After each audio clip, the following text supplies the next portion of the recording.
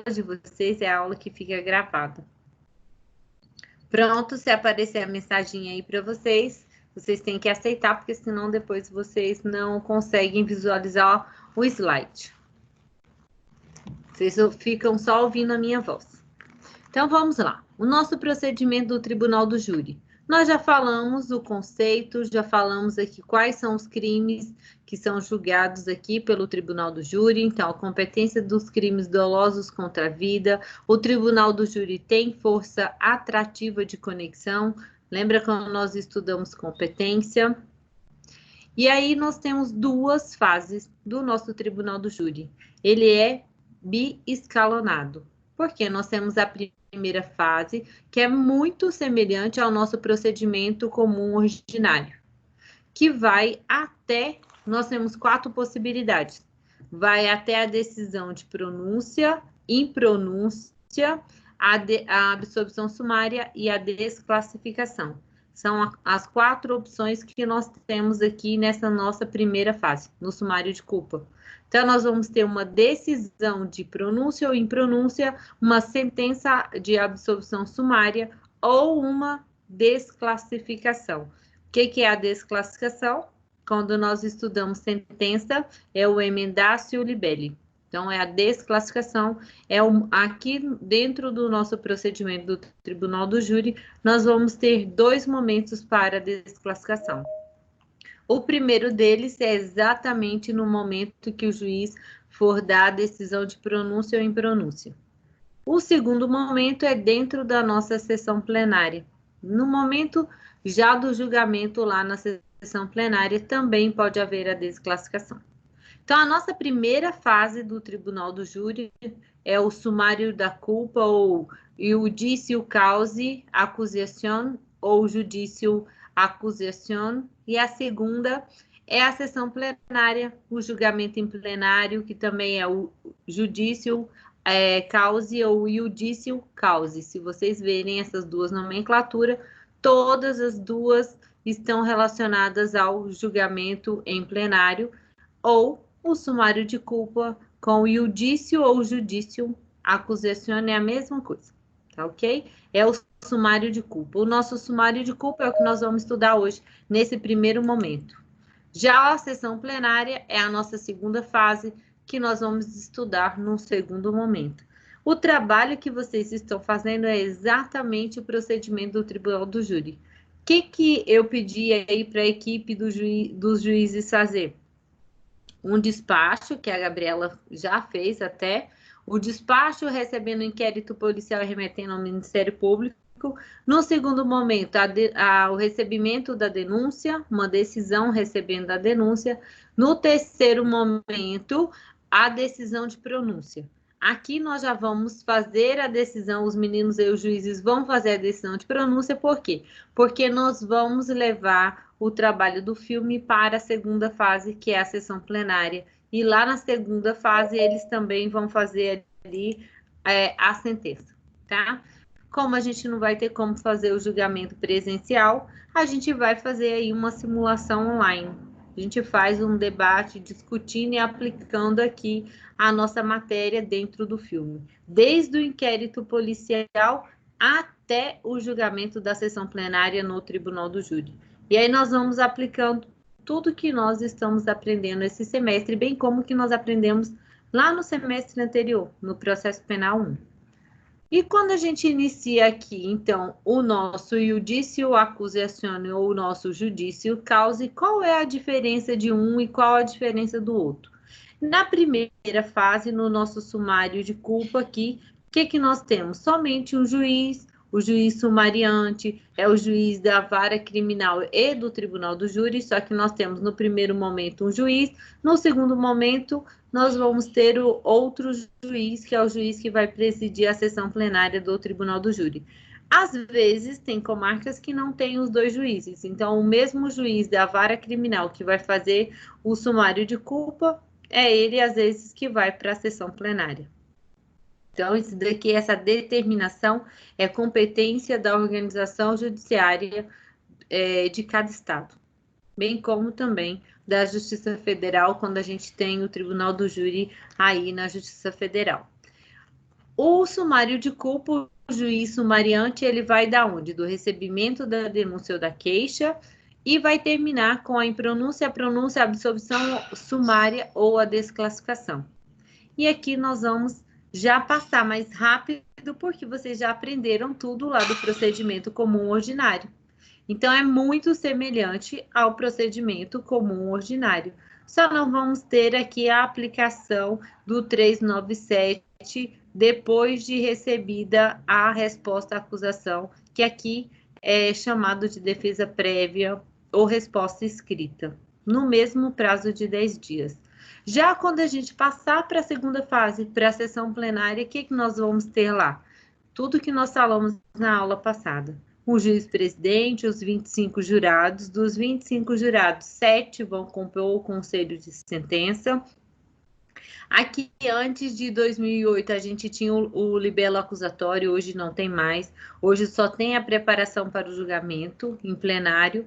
E aqui nós vamos terminar com uma sentença dentro da sessão plenária. Então, a nossa sessão plenária vai iniciar aqui o julgamento já com uma decisão de pronúncia e vai se encerrar com a sentença. O juiz pode emitir a sentença depois de encerrada o tribunal do júri, a sessão plenária? Não. Aqui o juiz vai emitir a sentença dentro da sessão plenária.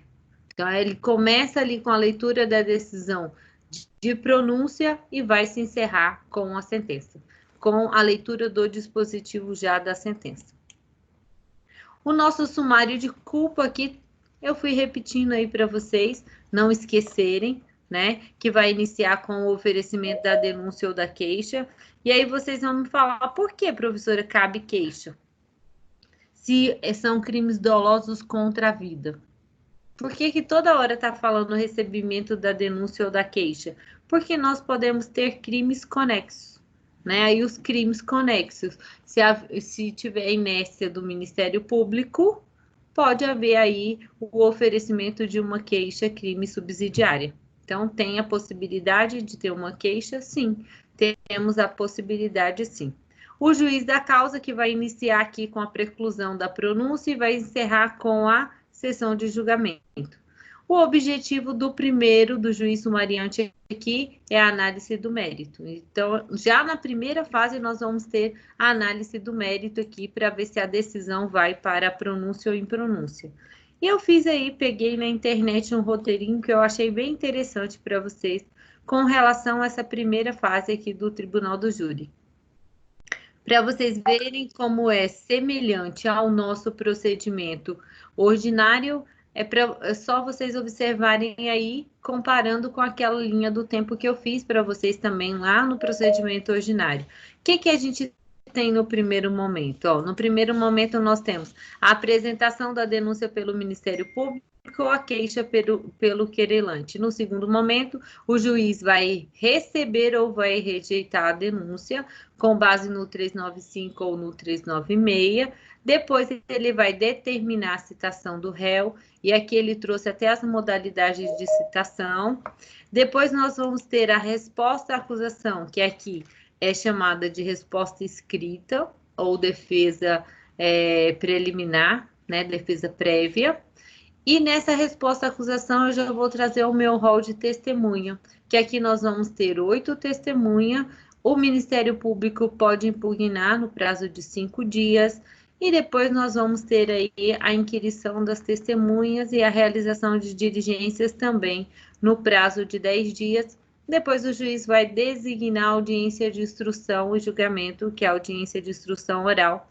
Lá também nós vamos seguir o mesmo procedimento que que eu fiz para vocês lá do procedimento ordinário.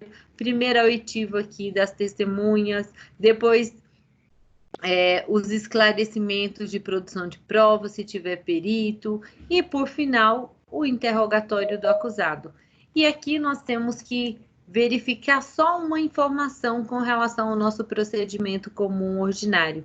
Aqui não há necessidade de apresentação de memoriais ou dos debates orais para a defesa. Se a defesa não quiser manifestar, nesse momento aqui da audiência de instrução e julgamento na primeira fase, ela não precisa.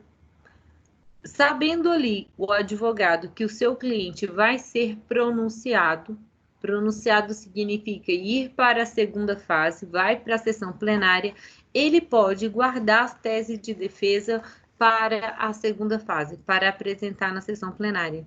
Então, no momento da audiência de instrução e julgamento aqui, o juiz dá a palavra para a defesa e ele fala, não, excelência, eu vou deixar para me manifestar contra as minhas teses lá no momento da sessão plenária. Ele pode? Pode. Lá no nosso procedimento comum ordinário, o advogado de defesa pode fazer isso? Não pode.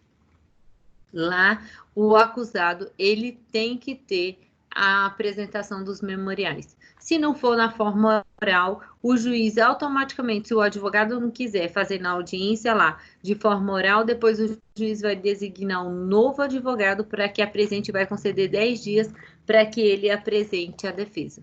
Então, lá no nosso procedimento ordinário, não pode ficar sem defesa. Aqui pode, por quê? Porque vai para a sessão plenária e lá vai ser exercida essa plena defesa de novo. Ok? Pode deixar as teses para a sessão plenária para o Ministério Público já não levar uma defesa já pronta. Por isso que os advogados de defesa às vezes usam essas táticas aqui para a sessão plenária. Alegações finais, que é exatamente isso que eu acabei de falar para vocês, vão ter 20 minutos, prorrogáveis por mais 10, 20 minutos para outra parte, prorrogáveis por mais 10 e 10 minutos aqui para o assistente de acusação, se tiver. Em seguida, o juiz vai fazer o quê? Vai aqui aplicar uma decisão de pronúncia, impronúncia ou uma sentença de absolvição sumária, ou, se for o caso, ele vai analisar se não é caso de desclassificação. Se for caso de desclassificação, ele vai ali desclassificar e remeter o processo para o juiz competente, né? Vai sair da competência do tribunal do júri e vai para a competência de uma das varas criminais. Ok? E aqui o juiz precisa informar essa nova tipificação, se ele desclassificar. Ele desclassifica, justifica a desclassificação. Ele já tem que indicar a nova tipificação? Não, ele não tem, tá? Ele não tem a obrigatoriedade de indicar a nova tipificação.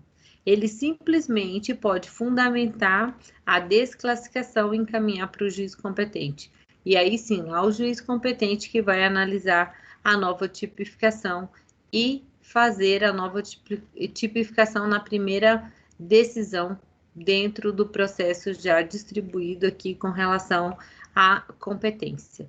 Agora, se ele também se achar incompetente, aí a gente pode ter um conflito de competência negativo, que nem o juiz do tribunal do júri se acha competente e nem o juiz da vara criminal se acha competente.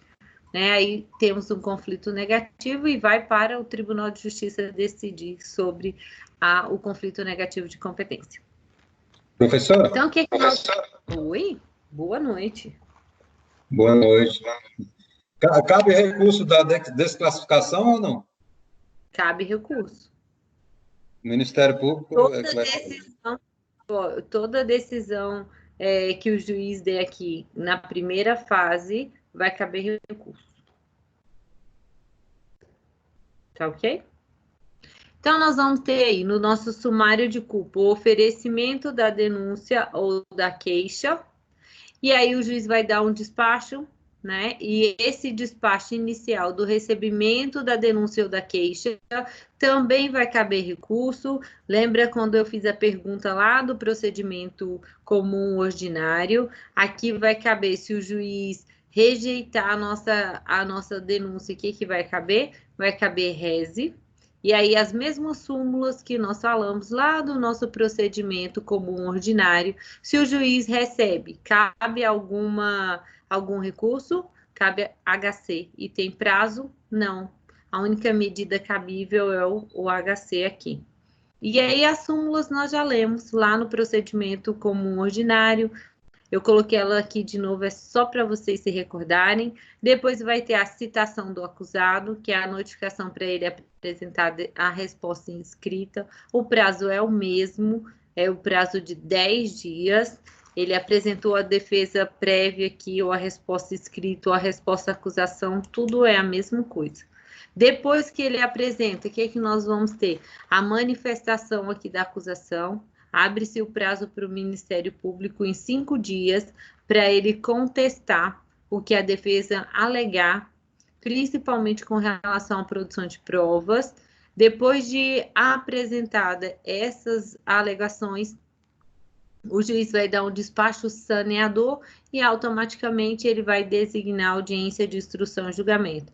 Essa defesa prévia aqui, depois da apresentação da resposta escrita, que seria a resposta à acusação lá no nosso procedimento comum ordinário, está lá no nosso artigo 409, tá? O prazo de 5 dias para o Ministério Público se manifestar com relação ao pedido de produção de provas da defesa.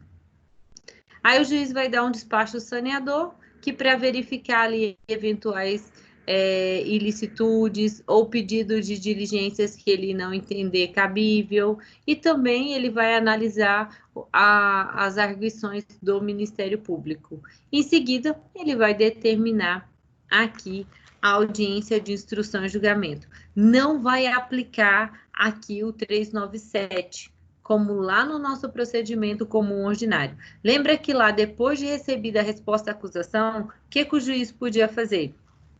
Ele podia aplicar a absolvição sumária do 397, ele poderia fazer o quê? Aplicar também, o que mais que o juiz podia fazer? Lá tinha 4 opções para ele fazer. Aqui ele não vai poder fazer nenhuma, tá? Aqui no nosso procedimento do Tribunal do Júri não cabe desclassificação, não cabe a absolvição sumária, não cabe a rejeição do 395 novamente, o juiz a analisar. Nesse momento, não cabe nenhuma dessas hipóteses. Tem que ir para a audiência de instrução e julgamento. Depois da audiência de instrução e julgamento, no momento que ele for dar a decisão final, dentro da primeira fase, aí sim ele pode aplicar as 4 possibilidades que nós vamos ter aqui dentro, que é a decisão de pronúncia, impronúncia, a absolvição e a desclassificação. Isso é uma coisa importantíssima aí para vocês se lembrarem. Aqui é a diferença do procedimento do Tribunal do Júri com o procedimento comum ordinário, a aplicabilidade do 397 e a aplicabilidade aqui da absolvição sumária com base no 415. A diferença de um para o outro. Então, é muito pequena a diferença dos incisos de um para o outro. O entendimento aqui é só o fato não constitui infração penal. Os demais todos vão ter aqui. Eu fiz aí exatamente as cores para vocês verem que um vai estar relacionado ao outro. E a extinção da punibilidade, que momento que o juiz pode aplicar? E claro que isso aqui eu coloquei só para vocês lembrarem. O juiz, quando tem uma causa extintiva de punibilidade, ele pode manifestar a qualquer momento e de ofício.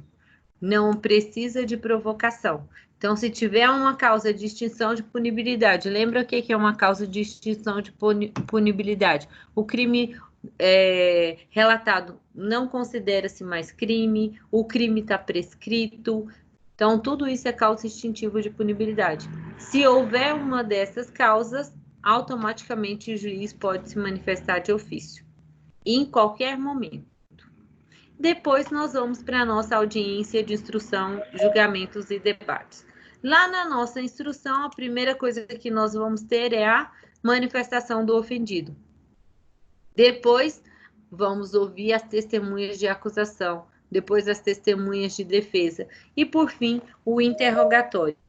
Aqui vocês vão se recordar que quando nós estudamos a teoria das provas semestre passado, nós estudamos tudo sobre a testemunha, né? Quem pode ser testemunha no processo penal, quais são as modalidades de testemunha, o interrogatório do réu. Eu posso fazer a condução coercitiva?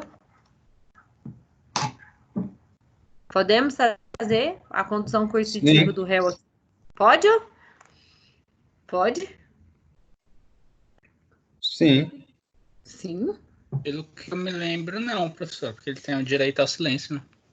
Isso, não. Não podemos aplicar a condução coercitiva para o interrogatório do réu. O réu foi intimado para audiência de instrução e julgamento. Ele não comparece. Eu, juiz, posso pedir a sua condução coercitiva? Não. Por que eu não posso? Porque o acusado aqui, o réu, ele tem direito ao silêncio. E também a Professora, outra... mas o fato, ele pode ir lá e ficar calado aí. Tá, Não é mas isso? eu não posso obrigar ele a ir lá e ficar calado.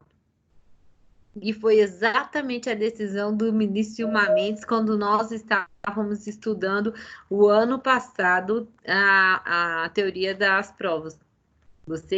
É só vocês lembrarem aí. Exatamente por conta de quem? Da condução coercitiva do Lula. Que o Gilmar Mendes deu uma decisão linda, maravilhosa, falando que nem o delegado, nem o juiz pode conduzir o réu coercitivamente para o interrogatório, porque ele tem o direito ao silêncio, ele tem direito ao princípio do nemo tenetus detegere, garantido pela Constituição Federal. Lembre-se disso. Então, não pode. Não podemos aí mais ter condução coercitiva para interrogatório aqui do réu. Por conta dos dois princípios fundamentais da nossa Constituição Federal, diferentemente da testemunha. Lembra lá quando nós estudamos a testemunha? Qual a diferença do interrogatório do réu para o depoimento de uma testemunha? Lembra quando nós estudamos semestre passado? A testemunha está comprometida com a verdade, né? A testemunha está comprometida com a verdade, a testemunha pode ser conduzida coercitivamente, a testemunha, se ela mentir, ela vai responder por falso testemunho.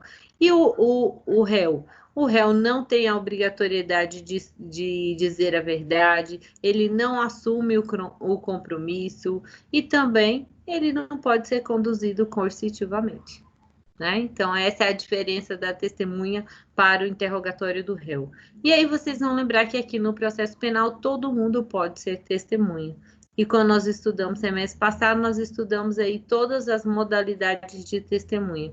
Quem pode ser testemunha, quem pode ser informante, quem é testemunha direta, quem é testemunha indireta, né? Isso daí vocês já têm que ter em mente de tudo que nós falamos no semestre passado. E também na aula passada, né, eu e o Jadson, a gente estava discutindo aqui sobre o procedimento de oitiva das testemunhas. Qual é o sistema predominante aqui dentro do nosso tribunal do júri? Na primeira fase é semelhante ao ao procedimento comum ordinário, que nós vamos ter aqui o cross-examination e o direct examination e o sistema presidencialismo. Lembra quando nós estudamos também lá no processo penal 1, essa parte dentro das testemunhas, né? Que nós falamos exatamente sobre isso.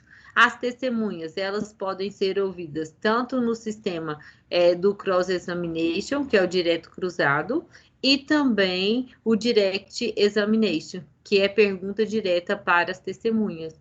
Agora, o interrogatório do réu, mesmo dentro da audiência de instrução e julgamento, o procedimento ainda predomina o presidencialismo, que é aquele pergunta-se para o juiz e o juiz direciona para o réu. Aí, se vocês foram em algumas audiências criminais, vocês vão falar, professora, mas lá na audiência que eu fui, o juiz não utilizou esse sistema, não. As partes perguntavam diretamente lá para o réu. O juiz só manifestava se ele entendesse que não era ali pertinente. Alguns juízes vão deixar que vocês perguntem direto. Mas, se for um juiz ainda tradicional, ele não vai permitir. Ele vai falar, opa, doutora, a pergunta para o réu ainda predomina o sistema presidencialista. Então, você vai perguntar para mim e eu vou direcionar para o réu se eu achar conveniente. Dentro do nosso Tribunal do Júri, na sessão plenária, também ainda se predomina somente no momento de perguntas direcionadas também pelos jurados. Os jurados vão perguntar sempre ao juiz e o juiz vai direcionar a pergunta para quem ali for a pessoa responsável por responder. Se o jurado quiser saber alguma informação com relação à defesa, aí o juiz vai perguntar para o advogado de defesa. Se for para acusação, o juiz vai perguntar para o Ministério Público, tá ok? Então, ainda nós temos o predomínio aqui do sistema presidencialista dentro do Tribunal do Júri da Sessão Plenária, com relação aos jurados, e no nosso procedimento comum, ordinário sumário, também dentro da audiência de instrução e julgamento, no momento do interrogatório do réu. Então, nós estamos aqui ainda na nossa primeira fase. Depois, o que é que nós vamos ter na sequência? Os debates orais. Os debates orais aqui pode ser convertido em memoriais escritos, como lá no nosso procedimento comum ordinário, se o juiz achar pertinente algum pedido de diligência complexo, ele pode deferir. E aí depois os memoriais, em vez de ser orais, vão ser apresentados aqui de forma escrita. E é nesse momento que, se o advogado de defesa não quiser apresentar os debates orais aqui, que é o memorial escrito ou memorial oral, ele pode se abster. Ele pode deixar para que apresente lá no momento na sessão plenária. Não há nenhum prejuízo aqui, diferentemente do nosso procedimento comum ordinário. Lá, se o advogado, nesse momento, não quiser apresentar o memorial oral, o juiz vai determinar que apresente-se de forma escrita no prazo de 10 dias e vai designar um novo defensor ali para o réu. E essa fundamentação está lá no nosso artigo 403, ó. Não havendo requerimento de diligências ou sendo indeferidas, né, também o indeferido aqui o requerimento, serão oferecidas alegações finais orais por 20 minutos, respectivas pela acusação e pela defesa, prorrogáveis por mais 10, proferindo o juiz a seguir a sentença, ou a decisão de pronúncia ou impronúncia, ou também uma decisão de classificação. A sentença aqui vai ser só de absolvição sumária. Em seguida, aqui é como manifesta lá dentro da audiência de instrução e julgamento. Lá na sessão plenária é diferente, que aqui primeiro a acusação tem 20 minutos, igual lá no nosso procedimento comum ordinário. Depois, o assistente de acusação, se tiver, também tem 10 minutos aqui. O prazo da defesa é o mesmo da acusação. Aqui eu fiz para vocês a natureza jurídica de cada uma das nossas decisões e o recurso cabível, com cada decisão que o juiz aplicar. Então, se a gente tiver uma decisão de pronúncia, automaticamente o recurso cabível vai ser o rese, e nós vamos ter uma decisão interlocutória mista não terminativa. Se a gente tiver uma decisão de impronúncia, nós vamos ter uma decisão interlocutória mista terminativa e o recurso cabível é apelação, porque aqui nós não vamos para a sessão plenária, aqui encerrou-se a primeira fase, encerra-se o processo só com a decisão de impronúncia. Absolvição sumária. Por que o juiz vai aplicar uma decisão de impronúncia? Nós vamos falar sobre ela daqui a pouco. Mas já para vocês lembrarem, ele não verifica materialidade e autoria. Então, ele ficou na dúvida em relação à materialidade e à autoria. Ele verificou, não tem suficiente para ir para a sessão plenária, e aí ele vai aplicar uma decisão de impronúncia.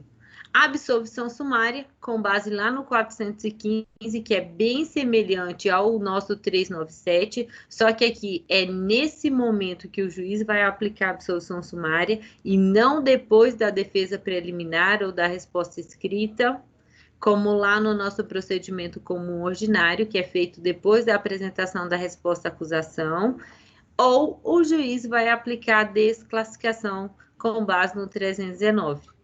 Se ele aplicar a desclassificação, nós vamos ter também uma decisão interlocutória mista não terminativa e vai caber rese. E aí vocês têm um macetinho para vocês não esquecerem qual é o recurso de cada um. Quando vocês tiverem uma decisão aqui que inicie com vogal, por exemplo, em pronúncia e absolvição, automaticamente o recurso vai ser com vogal. Então, é apelação. Se vocês tiverem a decisão iniciando com uma consoante, como a pronúncia e a desclassificação, automaticamente o recurso também vai começar com uma consoante, vai ser o reze. Isso é um macete que vocês não vão esquecer. Aí, quando vocês já forem fazer processo penal 3 semestres que vem, com recursos. A nossa decisão de pronúncia. O que é uma decisão de pronúncia e por que o juiz vai dar uma decisão de pronúncia? Então, encerramos a nossa audiência de instrução e julgamento, de toda aquela linha do tempo ali que nós fizemos, né? Desde o oferecimento da denúncia aqui, ó, juiz recebe, citação, resposta, prazo de 5 dias, depois despacho saneador, em seguida a audiência de instrução e julgamento, depois a decisão de pronúncia. Tá, na decisão de pronúncia, o que o juiz vai verificar? O juiz vai verificar que tem prova de materialidade e tem indícios de autoria ou participação. E aqui no nosso tribunal do júri vai valer o princípio do indúbio pro societar e não do indúbio pro réu. Então, aqui, na dúvida, pela sociedade, vai a sessão plenária. Tá ok? Aqui não vamos aplicar na dúvida indúbio pro réu. Porque o interesse de levar os crimes dolosos contra a vida para a sessão plenária é para o julgamento com a participação da sociedade. Por isso que nós temos os jurados dentro aí da sessão plenária do Tribunal do Júri. Quais são os requisitos formais aqui para essa nossa decisão de pronúncia?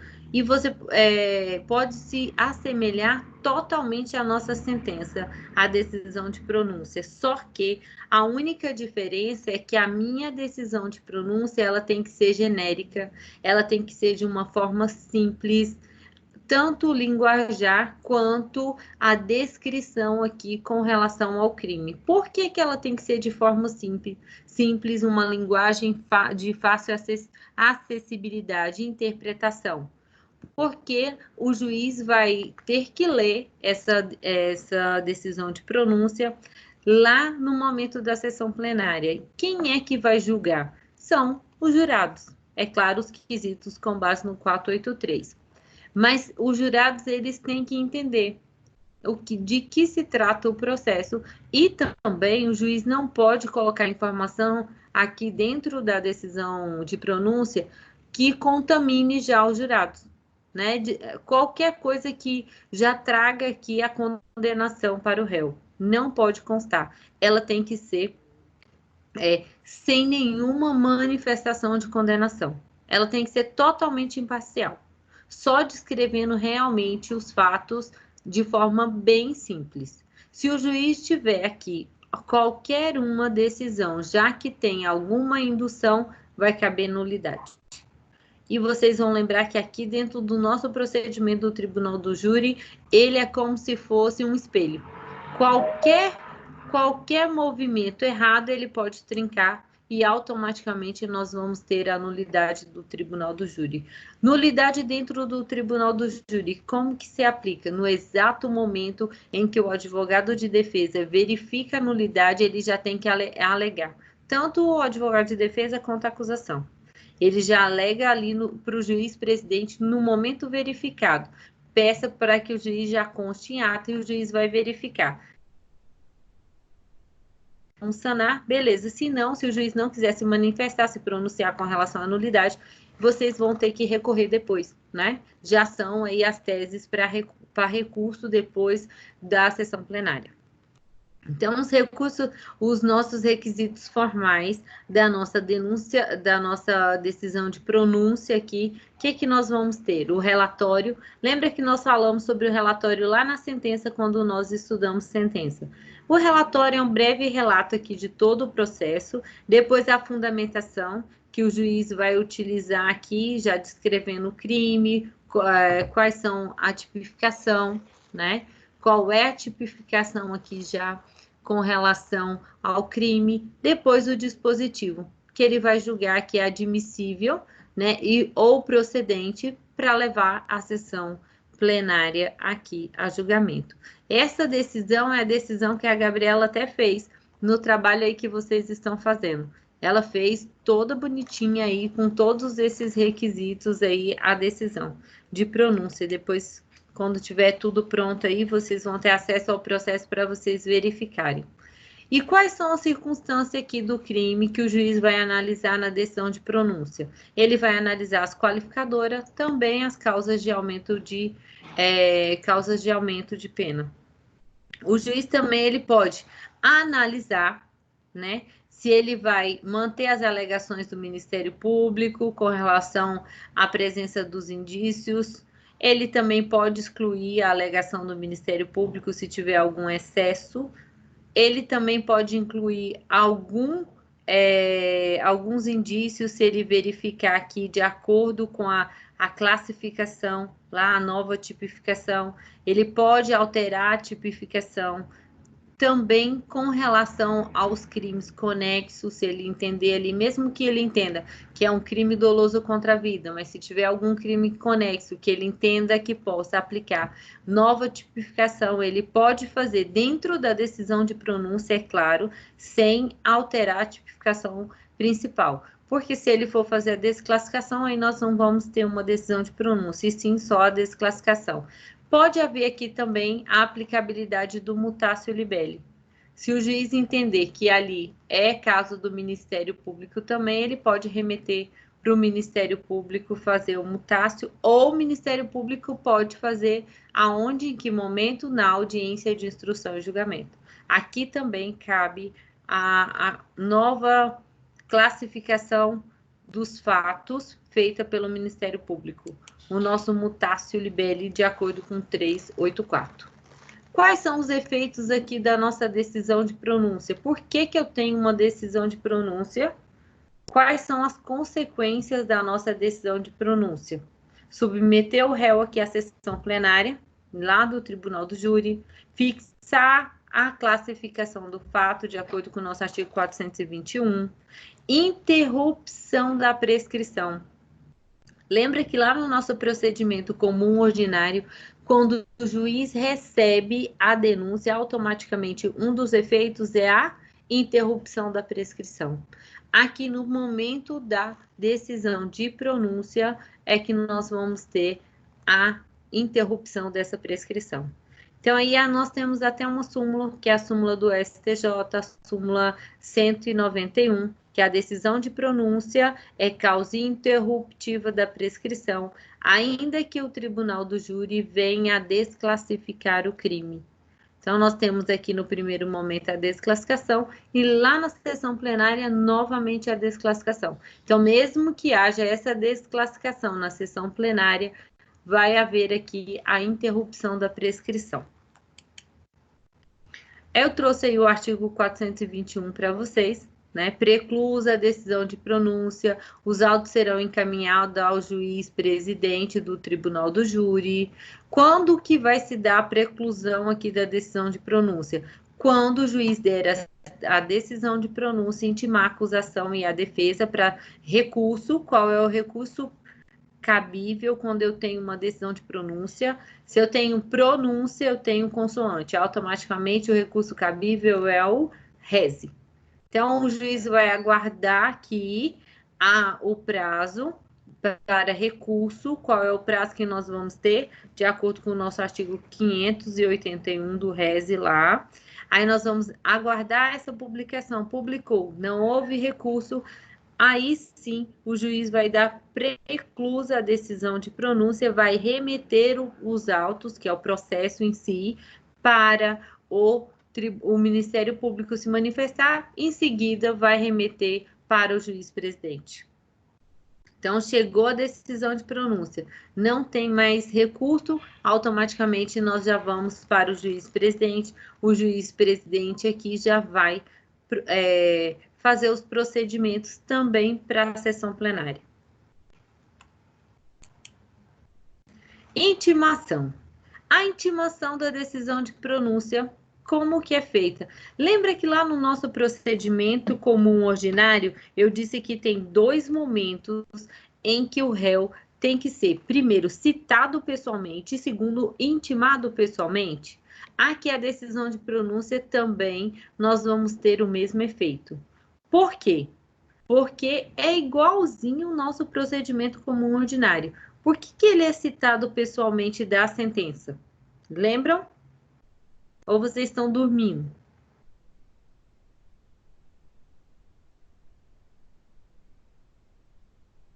Tá dormindo? Todo mundo tá dormindo hoje. Todo mundo abandonou, foi? Professora, meu microfone está travando. Ah, bom. O Jadson já se justificou. Tá bom. Quem mais não tá dormindo com o Jadson? Eu. Estou aqui, professor. Estou aqui, Que professora. bom.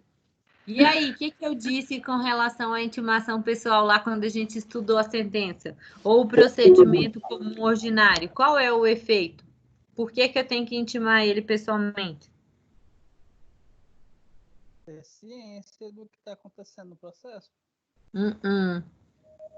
Para ele ter ciência, ué. Não. Para se manifestar, né? Gente, vamos? Não. Começar a contar o prazo.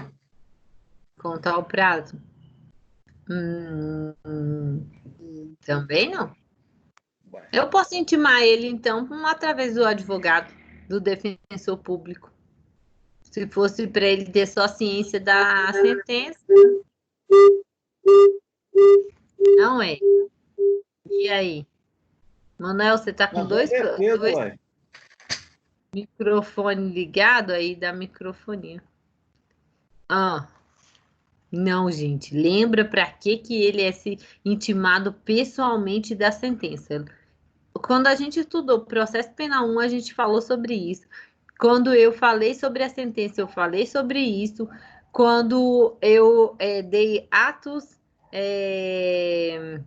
a comunicação dos atos processuais, também eu falei a mesma coisa. Vocês estão com amnésia. Por que a citação é feita pessoal? Primeiro, a citação. A citação, sim, é para ele ter ciência aqui de que tem um processo criminal correndo contra ele, para que ele venha se manifestar, né? Beleza. No segundo momento, ele é intimado pessoalmente da sentença. Por que ele é intimado pessoalmente da sentença? Não esqueçam, ele é intimado pessoalmente da sentença para ele interpor recurso. Lembra qual é a peça de interposição do recurso? Lembra que eu disse para vocês que o oficial de justiça, o oficial de justiça vai lá na casa dele fazer a intimação pessoal. Quando o oficial de justiça chega lá, ele relata, lê o mandado ali, lê a sentença e pergunta para ele se ele tem interesse em recorrer. Se ele disser que tem interesse de recorrer, já é a peça de interposição. O advogado simplesmente depois vai fazer as razões. Então, é esse o motivo pelo qual que ele tem que ser intimado pessoalmente. Aqui na decisão de pronúncia, a mesma coisa. Porque quando ele falar que tem interesse em recorrer da decisão de pronúncia, aí o advogado depois só vai interpor as razões do réu. Tá? Não esqueçam disso. De forma nenhuma. E se ele estiver se ocultando aqui para receber a intimação, o juiz pode decretar a prisão preventiva dele. Se não localizar ele, nós vamos ter uma publicação do edital. Mas o processo, nesse caso aqui, vai ficar suspenso? No caso do tribunal do júri? Vamos aplicar a suspensão? Não, não vamos aplicar a suspensão, porque ele já foi citado. Se ele já foi citado, ele teve ciência com relação ao processo. Ele só não foi intimado pessoalmente para ele se manifestar aqui com relação à decisão de pronúncia. Mas o processo vai para a segunda fase do tribunal do júri. Ele vai à sessão plenária sem o acusado. E aí eu fiz uma pergunta exatamente para vocês responderem aí no encontro 12 com relação a isso. Qual é o efeito aqui da não apresentação no tribunal do júri do réu solto e do réu preso, né? Quais são as consequências? Se o réu está solto, ele foi intimado e não compareceu à sessão plenária, Quais são as consequências? Julgamento tranquilo, normalzinho, não tem nenhuma nulidade. Agora, se o réu estiver preso, automaticamente eu tenho que ter a obrigatoriedade da presença dele. Porque aqui vai depender o quê? Do juiz oficiar ao diretor do presídio para que eu traga. E se der algum problema no dia ali da sessão plenária e o réu não for trago para o julgamento, automaticamente o júri é cancelado e tem que designar um novo júri. Tá bom?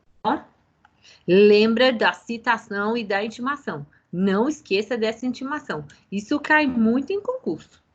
E eu já falei isso muitas vezes. Aqui vocês esqueceram. Quando a gente tem uma decisão de impronúncia, então pronto, temos a decisão de pronúncia. É a única hipótese da gente ir para a sessão plenária, é a decisão de pronúncia.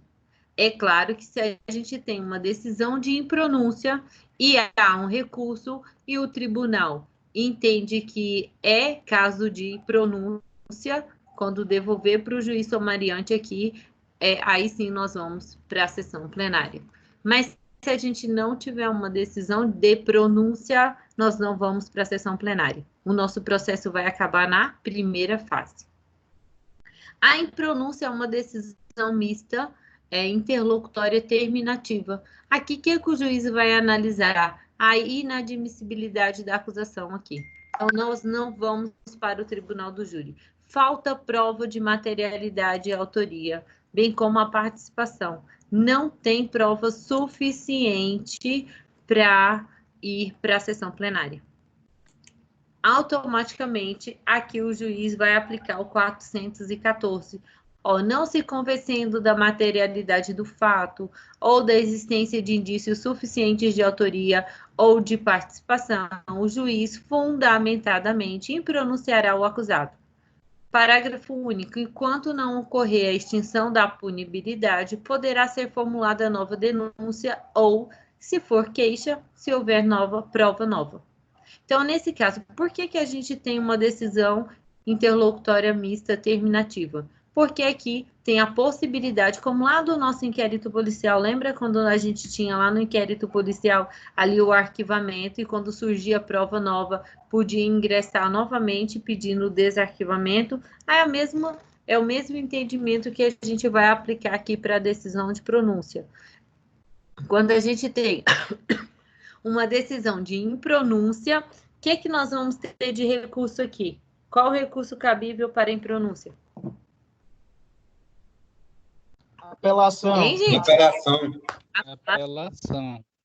Porque tem pronúncia, começa com vogal. O recurso cabível é apelação. É claro, se a gente tem aqui uma decisão de impronúncia, quem vai recorrer?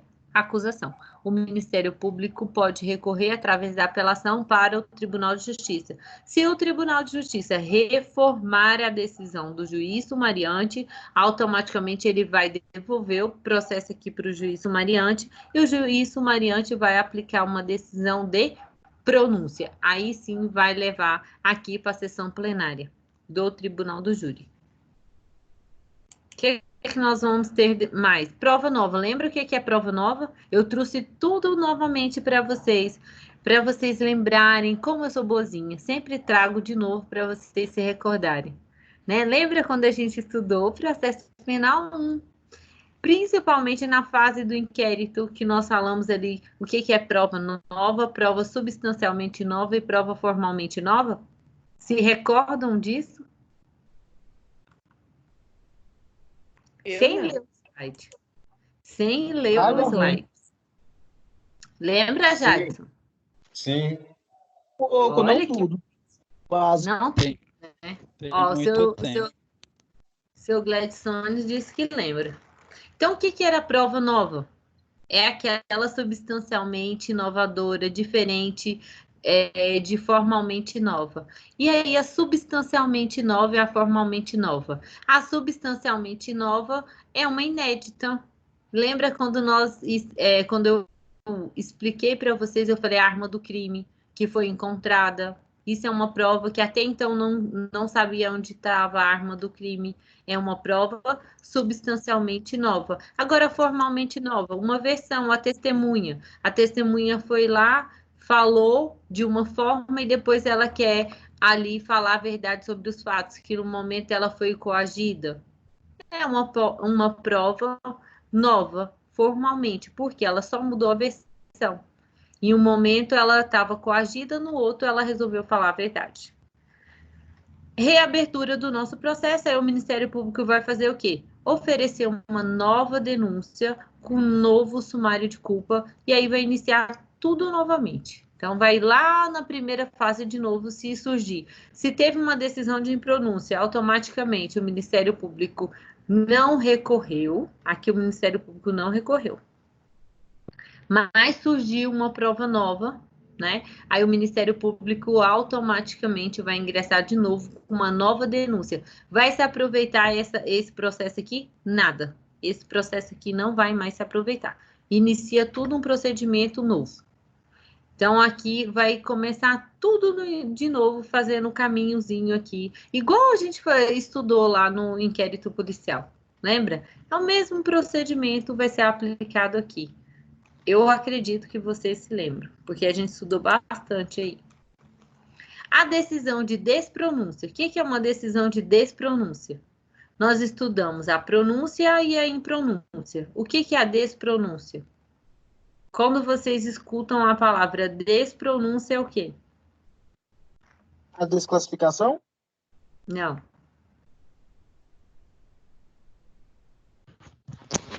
Trata-se da decisão que reforma a Não, pronúncia, vai- declarando inadmissível a acusação. Não, aí não vale. Não, senhor. Quando vocês escutam a palavra despronúncia, o que significa? Significa que eu tive uma decisão de pronúncia e houve um recurso. E desse recurso foi aqui a decisão de pronúncia que eu tinha voltou como impronúncia. E aí eu tinha, no primeiro momento, uma decisão de pronúncia que iria levar para a sessão plenária. No segundo momento, o tribunal reformou a decisão de pronúncia, tornando ela uma decisão de impronúncia. E aí eu não vou mais para a sessão plenária do Tribunal do Júri. Então, eu tenho uma despronúncia. Professor, como se fosse uma revogação da pronúncia? Não é a palavra correta, mas... Mas seria mais ou menos isso mesmo. Como a impronúncia. A impronúncia, se eu tenho recurso e o tribunal reforma, eu não vou ter uma decisão de pronúncia? Aqui é o contrário. Eu tenho uma decisão de pronúncia, o desembargador vai reformar, eu vou ter uma decisão de impronúncia. É a mesma coisa. Eu vou ter uma despronúncia. Eu não vou ter mais uma sessão plenária agora. Eu não vou levar mais a julgamento na sessão plenária. A minha decisão de pronúncia vai morrer aqui com uma decisão de impronúncia. Professora, mas não seria o advogado que vai entrar? A senhora falou promotor? Com a decisão de pronúncia? Se tem uma decisão de pronúncia, quem vai entrar com recurso vai ser a defesa, né? Não? Mas a acusação não pode? Mas para que se ela se pronuncia, é o que o MP quer, né? Ou não? Às vezes não. Né? Às vezes o Ministério Público... Vamos trazer aí um homicídio que tenha uma causa de ilicitude. Tem uma legítima defesa. Que o Ministério Público oferece a denúncia. E aí ele deixa aqui para o juiz aplicar a absolvição sumária. E o juiz não entende que é uma ilicitude. É uma causa de ilicitude e o juiz aplica a decisão de pronúncia. Se ele quiser recorrer, ele pode? Pode. É claro que realmente aí a gente vai entender que a acusação que tem, a defesa que tem interesse, e não seria acusação. Mas pode. O Ministério Público quiser acabar com o processo aqui nesse momento, ele pode? Pode. Porque, vocês têm que lembrar que o juiz não está vinculado ao pedido do Ministério Público. né? Lembra quando nós estudamos lá a sentença? Se o Ministério Público pedir pela absolvição sumária, já na primeira fase aqui do Tribunal do Júri, o juiz está obrigado a aplicar a absolvição sumária com base no entendimento que o Ministério Público trouxe? Não. Então, nesse caso, ele pode aplicar a pronúncia e aí o Ministério Público pode recorrer. Se ele tiver interesse, se não, o Ministério Público também pode deixar para ir julgamento na sessão plenária. E aí, o que pode acontecer lá na sessão plenária? Aquilo que nós falamos na aula passada, os jurados serem contrários à produção de provas. E aí também vai caber recurso, né? Vai caber apelação depois. Mas pode. Então, pronto, já estamos na decisão de pronúncia. Acabamos aí. Decisão de pronúncia em pronúncia, agora vamos para a absolvição sumária, depois a desclassificação. A absolvição sumária, artigo 415. Nesse momento, é a única opção que nós vamos ter aqui de sentença, né? É a absolvição sumária. As demais vão ser simplesmente uma decisão terminativa ou não terminativa.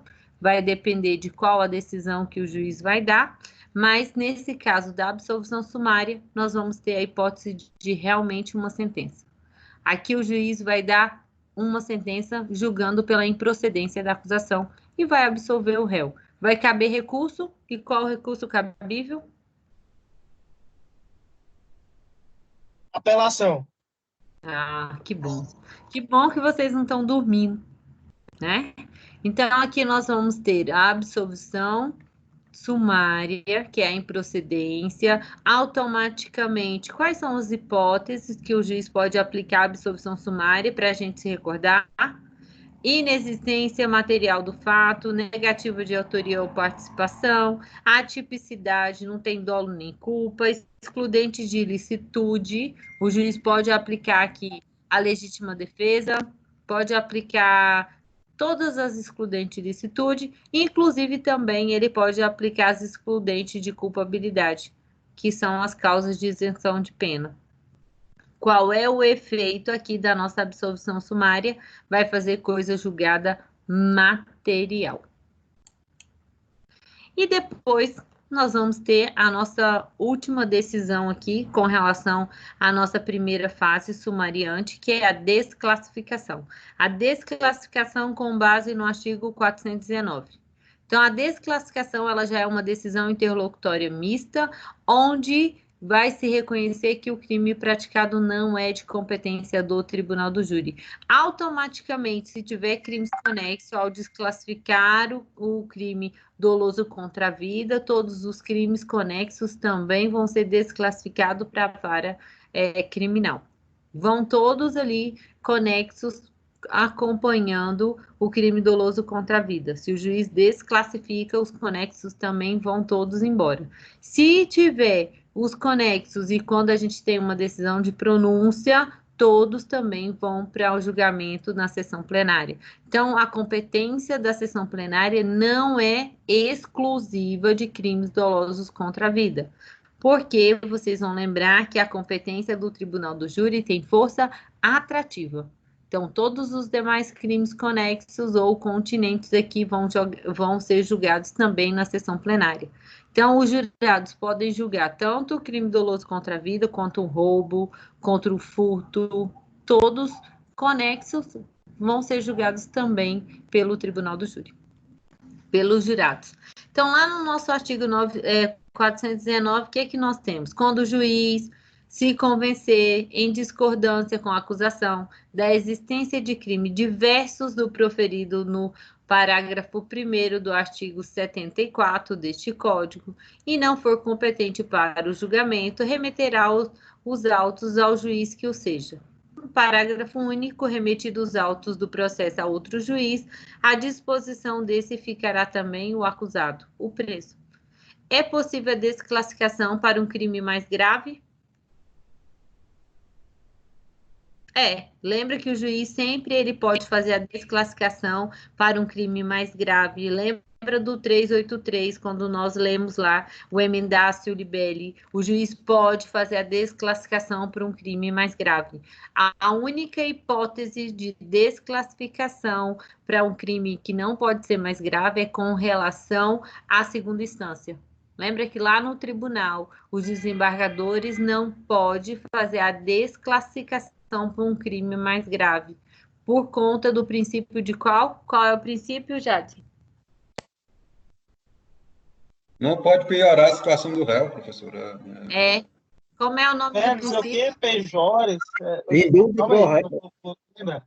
Indúbio Qual é o seu Gladstone? É ne reformatio impejus. Ne reformatio imperrius. Isso mesmo. Não pode piorar a situação do réu. Exatamente, lá no segundo grau não se pode fazer isso. Aí eu fiz uma linha do tempo para vocês. Olha que bonitinho. O que é que nós temos aí na primeira fase do tribunal do júri?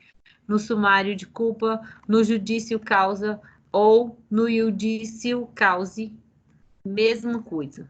Primeira coisa que nós vamos ter, decisão de pronúncia, a preclusão da decisão de pronúncia, requerimento de provas, despacho saneador, sessão de julgamento e o desaforamento aqui, que nós vamos falar também ainda hoje. Então, o desaforamento pode ser feito desde a preclusão da pronúncia até o momento da sessão de julgamento. O que é o desaforamento?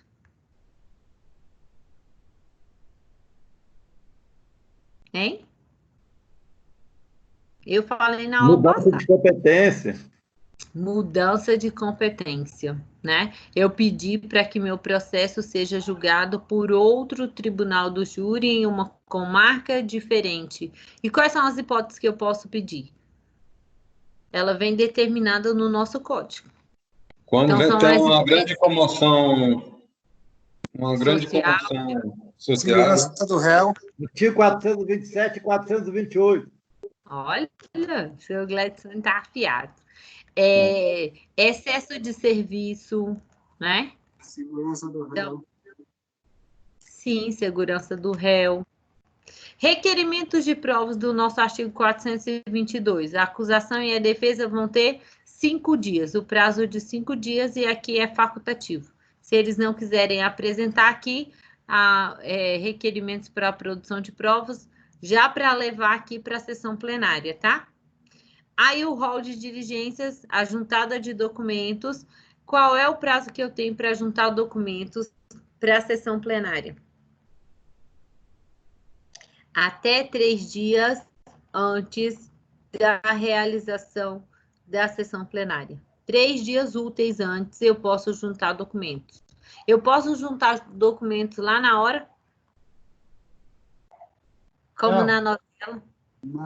Não podemos juntar documento lá na hora da sessão plenária. Então, não pode ter surpresa, né, de documentação lá na hora da sessão plenária. Então, a juntada de documentos, de acordo com o nosso artigo 479, é 3 dias antes da audiência para a ciência aqui. E é exatamente essa também uma pergunta que eu fiz para vocês lá no encontro 12, que está aí no AVA para vocês responderem. Rol de testemunha, quantas testemunhas nós podemos arrolar? 5 testemunhas. E aqui também nós podemos ter a causa de imprescindibilidade das testemunhas. Depois nós vamos falar sobre as causas de imprescindibilidade, quais são as consequências. Impede a realização do tribunal do júri a oitiva da testemunha condicionada à validade do julgamento, a oitiva de uma testemunha e vai ensejar a nulidade absoluta. O que os advogados podem fazer de defesa? Ele pode indicar testemunhas com cláusula de imprescindibilidade. O que é uma cláusula de imprescindibilidade? É que aquela testemunha era imprescindível ali para o julgamento na sessão plenária. Se ela não for, a sessão plenária não vai acontecer. porque não pode se dispensar a oitiva dessa testemunha por ela ter essa causa de imprescindibilidade. E automaticamente vai haver ali a suspensão do tribunal do júri e a designação de uma nova data. Então, isso daí são táticas da defesa. Mas a gente ainda vai falar sobre ela mais um pouquinho. Olha aí qual é a nossa situação quanto à cláusula ineficacibilidade dessa cláusula de imprescindibilidade. Quando eu falo que o Joãozinho ele é uma testemunha imprescindível e quando eu peço a minha produção de provas, lá eu já informo. Se eu, defesa, não pedir que essa testemunha ela é imprescindível, ela não vai ter essa cláusula de imprescindibilidade. Como que vocês, advogados, vão fazer lá no tribunal do júri? E é uma tática aí para os advogados de defesa dentro do tribunal do júri. Quando for nomear 5 testemunhas ali que vão compor lá a participação dentro da sessão plenária do tribunal do júri, aí você já bota Joãozinho, ele é uma testemunha imprescindível. Ao dizer isso, automaticamente ela já tem a cláusula de imprescindibilidade. Ela só não vai ter essa cláusula de imprescindibilidade válida quando ela não for localizada para a intimação ou quando ambas as partes desistirem aqui de ouvir essa testemunha, ou se ela for a testemunha fora da terra. Lembra da testemunha fora da terra? Quando nós estudamos processo penal 1? Não, todo mundo deu amnésia. Sim ou não, gente? Ninguém lembra mais. Testemunha fora da terra. Não lembro, não, sinceramente. Quando a gente estava estudando a classificação das testemunhas, nós estudamos lá as testemunhas temerárias, né? Falamos milhares de classificação das testemunhas e uma delas era a testemunha fora da terra. Testemunha fora da terra é aquela testemunha que mora em uma ou outra comarca diferente, aquela testemunha que pode ser ouvida por intermédio aqui de virtual ou por carta precatória. Então, essa testemunha fora da terra também não se aplica à cláusula de imprescindibilidade. Para mim aplicar a cláusula de imprescindibilidade, a minha testemunha tem que morar na comarca a qual vai ser ali o tribunal do júri. E também ela tem que ser intimada para tal evento, porque se ela não for intimada, também a minha cláusula vai ser ineficaz. Imagine que na hora da sessão de julgamento a testemunha não compareceu, não chegou. Aconteceu alguma coisa, porque ela já foi intimada. O juiz, primeiro, ele vai mandar conduzir ela coercitivamente. Mas vamos imaginar que nem o oficial de justiça achou para fazer a condução coercitiva dela. Automaticamente, eu, advogada de defesa, se eu não quero que a sessão plenária aconteça, o que eu vou fazer? Não, excelência, ela é prescindível. Aqui eu não posso abrir mão, ela é imprescindível, não tem como a sessão plenária acontecer sem a presença dela. Agora, se eu abro mão de ouvi-la, e o Ministério Público também, porque aqui nós vamos ter que ter concordância da acusação e da defesa, e também do juiz, automaticamente aí vai ter uma quebra dessa cláusula de imprescindibilidade. Vai ter uma ineficácia dessa cláusula de imprescindibilidade. E a aprovação dos jurados, né? Não, os jurados não precisam manifestar. Aqui é só a defesa, o juiz e o Ministério Público. Os jurados só vão se manifestar nos quesitos do 483. Nesse caso de testemunha, a oitiva das testemunhas não é competência dos jurados, é do juiz presidente.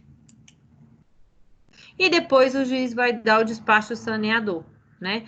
O despacho saneador aqui é para verificar o quê? Qualquer nulidade. Se não foi intimado aqui o réu, se não foi juntada a produção de provas, pedidos de produção de provas, ou se foi juntado o pedido de diligência, se o juiz pode elaborar o pedido de produção de provas nesse momento, Se o Ministério Público aqui requerer a intimação das testemunhas, ele vai designar.